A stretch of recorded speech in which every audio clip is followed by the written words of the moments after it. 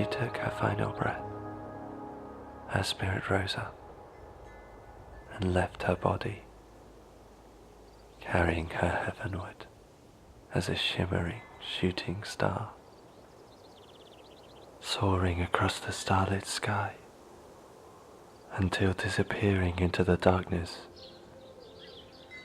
The following evening, when he gazed upon the heavens once more, a new star had appeared, glowing brighter than all the others.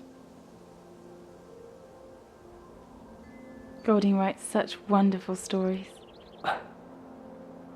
Golding actually wrote this after listening to an eyewitness account from his cousin. He's saying that when a person dies, their spirit passes to heaven as a shooting star. That's very poetic. So the stars are people. In a sense, yes. You've heard people say that their loved ones are watching over them from heaven. Well, Golding's suggesting it's more than just a phrase. What do you think?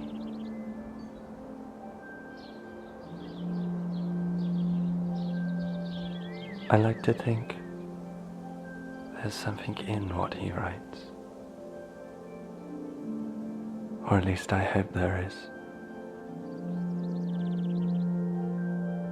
How do they know where to go? Etiam immorte superest amor. In death, love survives.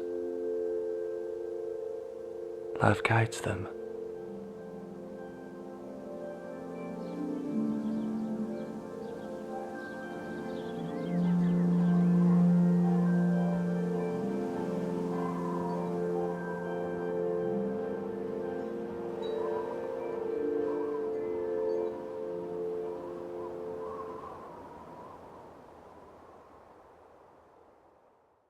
So they're on to the last straight, and Dragonfly's behind, and I mean majorly behind. What? I'm in tears. I don't know what to do. I've got 40 grand riding on this race, and my horse might as well be taking a gentle stroll to the finish line. I'm about to rip up my ticket and leave, when the leader stumbles and takes out the two behind him. The whole stand goes silent. They're worried that the other jockeys are going to get trampled on. Me, I'm sat on the edge of my seat screaming at Dragonfly to get a bloody move on. Well, whether he heard me or not, I'll never know. But he picks up speed, taking advantage of all the other horses slowing down, seemingly panicked by all the commotion. Like a bat out of hell, he takes one, takes two, takes three. He's now 200 yards from the finish line and gaining on the leader. And? He bloody wins the race. 1.4 million, the best thing to ever happen in the history of horse racing.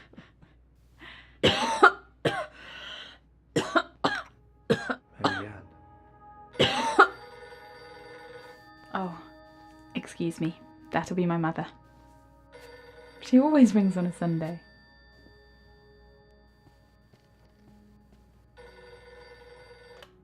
Hello? Hi.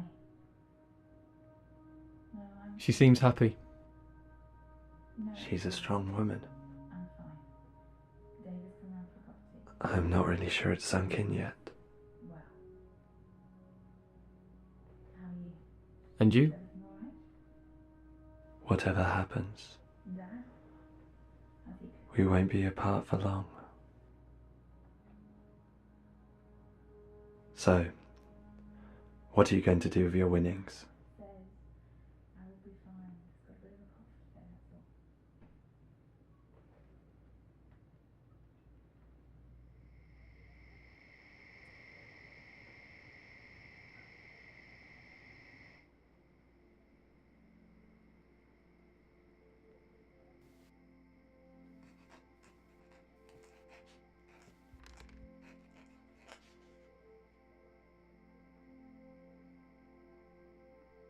Marianne, are you all right? I couldn't sleep. My head. It's not important. What are you doing?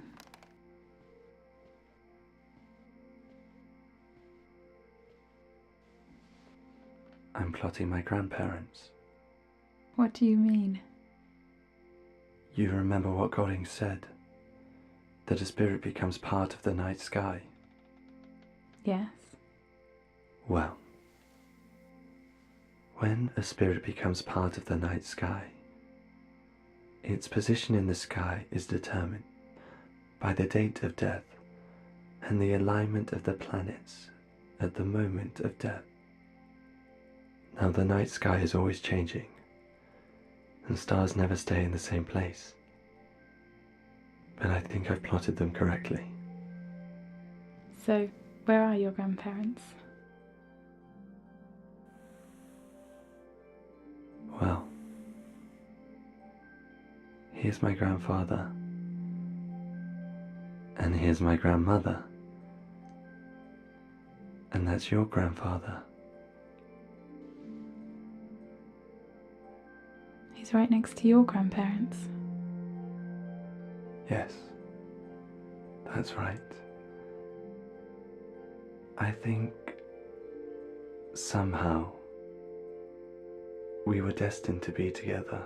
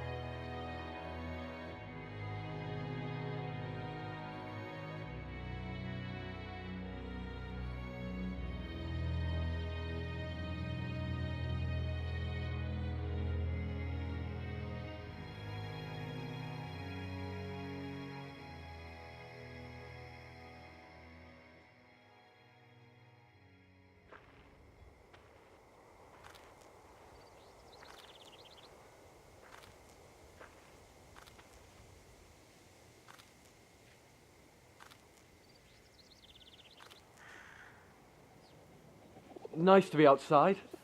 Yes, it is. Do you remember when we were children? We used to race across the lawns. Yes. Well, let's race. Wait, Em!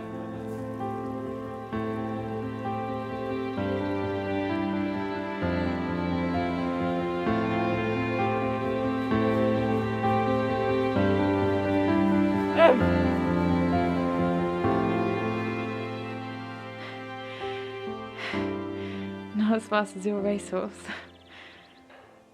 I'll let you win.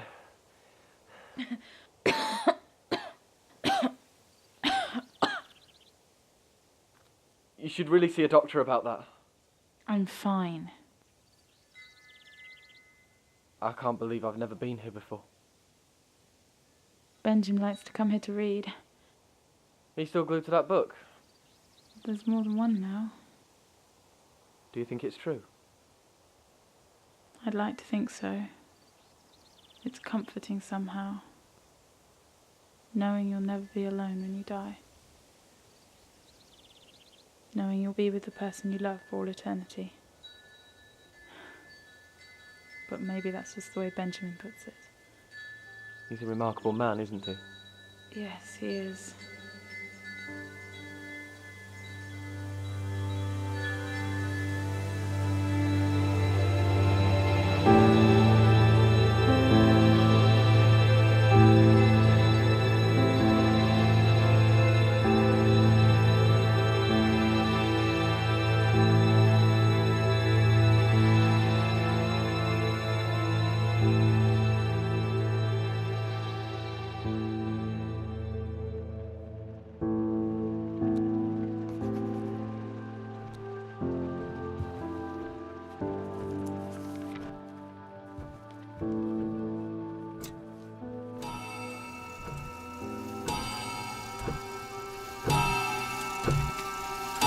Ben, will you sit down? You're really I starting have to see.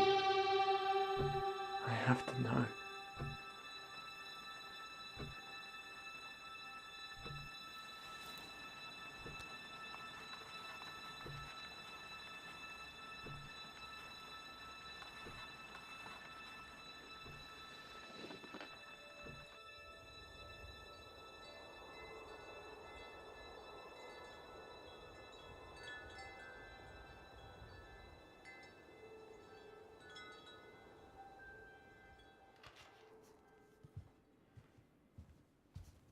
I found these on your front doorstep.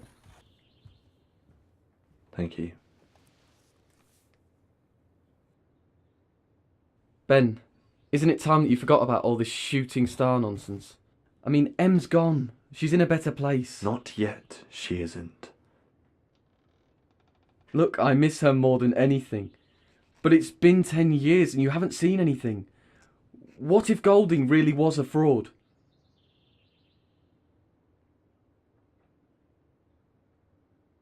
Why are you still holding on to this? Because I believe. Because I have to make sure. Well, isn't it possible you missed it? Her. Missed her, you mean? Her, yes, sorry. But what if you fell asleep or got the calculations wrong?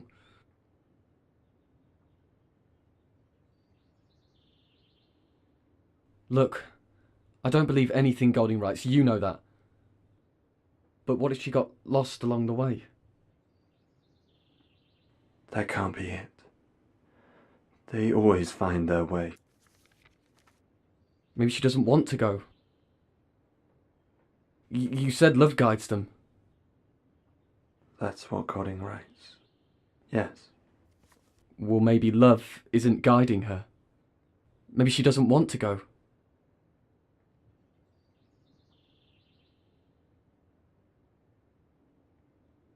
She's waiting. Sorry. Think about it. Her parents are still alive. Her sister, her brother.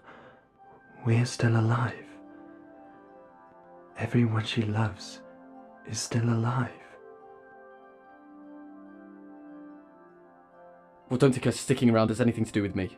On the contrary, the love of a friend can be just as powerful as that of a husband or relative. She's waiting.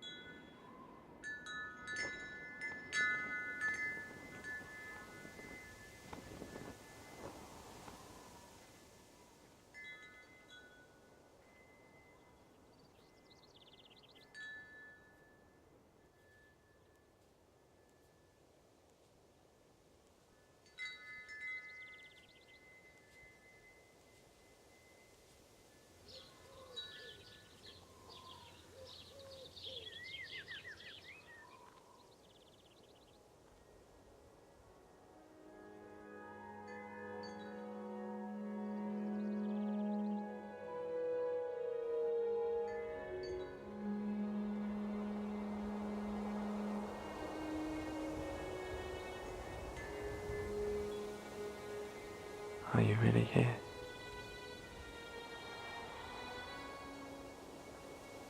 Are you really waiting?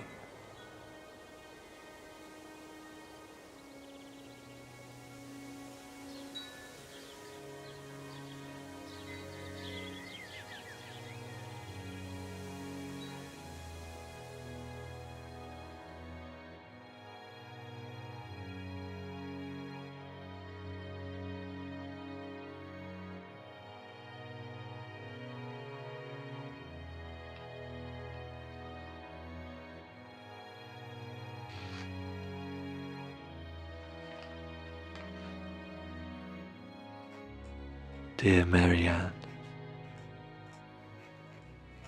I told you once, love lasts for eternity.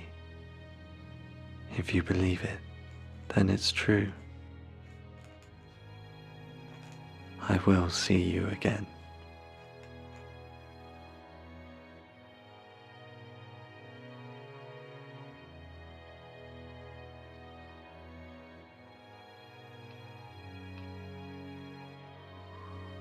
I remember the first time we met, so many years ago. You were like something out of a dream, an angel perhaps, lighting up the room with your smile.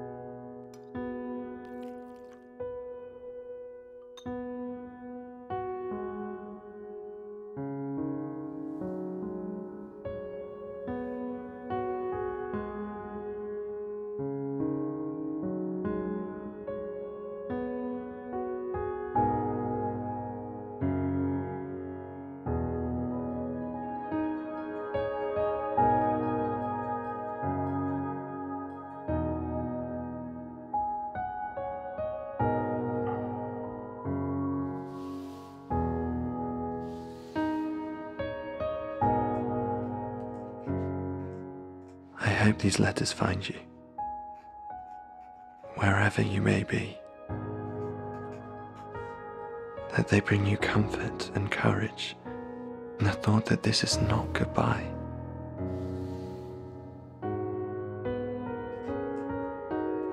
Each night I sit in the pale moonlight and I wait gazing up at the stars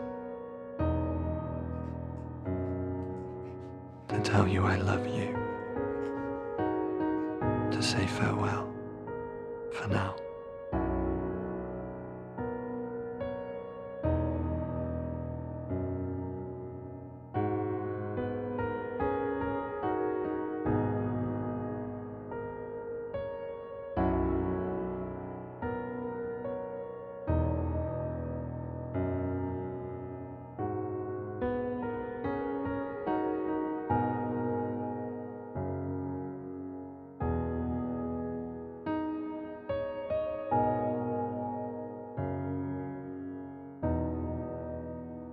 I know you're out there waiting, and I so long to be with you again. And yet as the years drift by, without a single glimpse of you, I find myself feeling more alone than I ever thought I could be.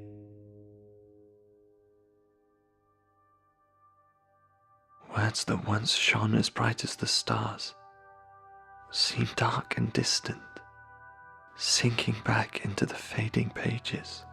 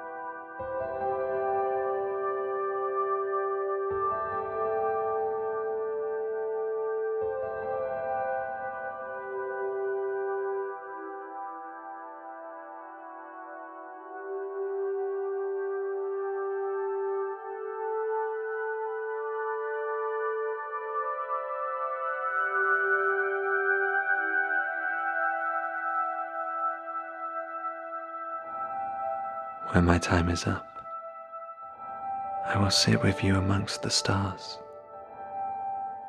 But for now you must make this journey without me. Be brave, my shooting star. I'll be with you soon.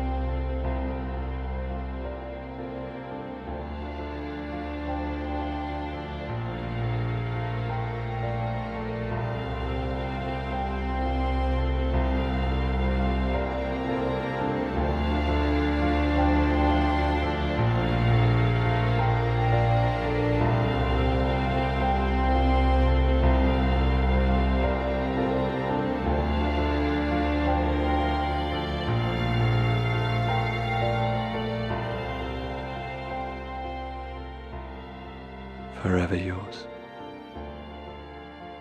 Benjamin.